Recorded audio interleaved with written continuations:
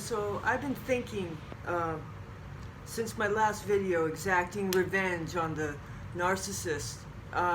Yeah, I got him good, and it felt really good. It felt really good for a little while, But what I'm dealing with now is I still have the fucking pain.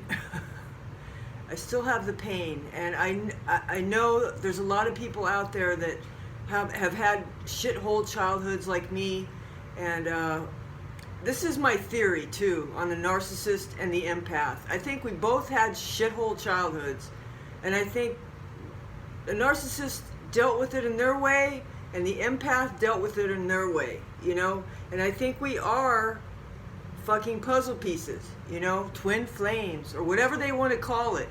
I don't like it. I don't like it at all. I don't like this pain. I don't want it. And the revenge tactic didn't work, which is pissing me off further. But I was been thinking all night about this, that they talk about the love bombing, and that the narc get you to fall in love with yourself, right? Because they're just mirroring back to you your own reflection, so you're basically falling in love with yourself, which is kind of sexy, but nonetheless, falling in love with yourself, and then you enter into this hall of mirrors, that the narc is like a hall of mirrors, that the empath, or anybody, a normie, whoever, I think it's a fucking empath, enters into this hall of mirrors, and gets lost, and there's nothing in there. The narc doesn't have anything in there. It's just totally empty and flat, and they have no identity. They have a 7-year-old child that they're protecting, with their firewall. Empaths have a fucking firewall too, just parenthetically to let you know.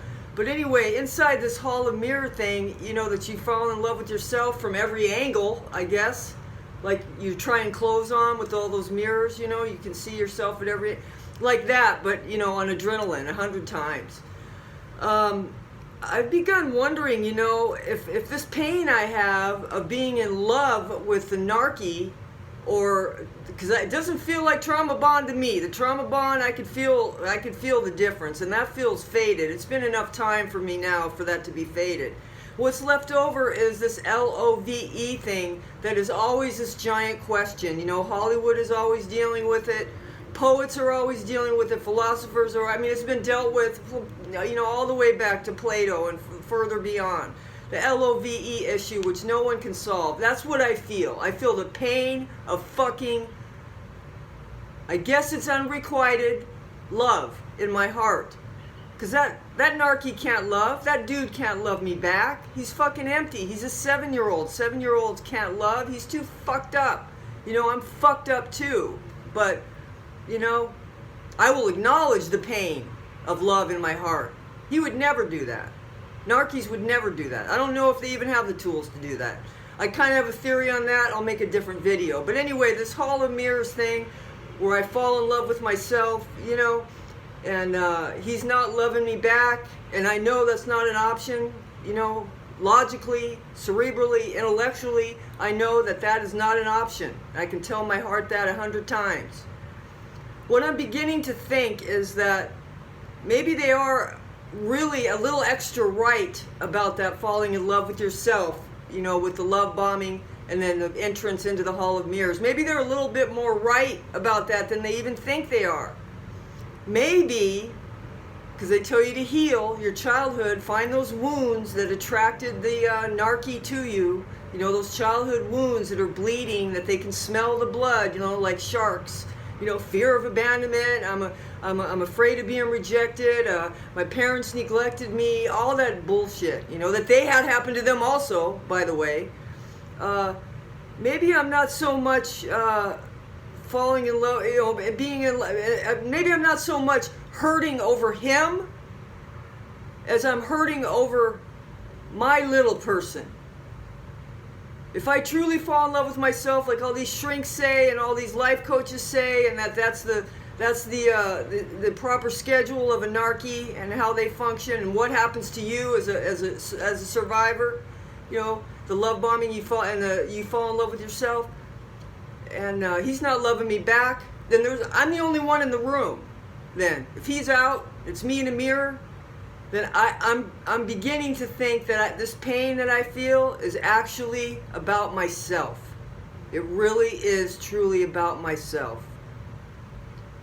And it's probably more than likely about where this pain began, which was so many years ago on Golden Lane in a shithole house with shithole parents. And I need to heal that.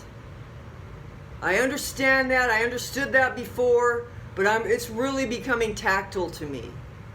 And you're looking at someone that did the revenge. I fucking threw the knife in him and twisted it. And I'm not so sure 100%. I was a little too excited in that video. What is that Shakespeare quote? Methinks thou doth protest too much. I think I was a little too excited there.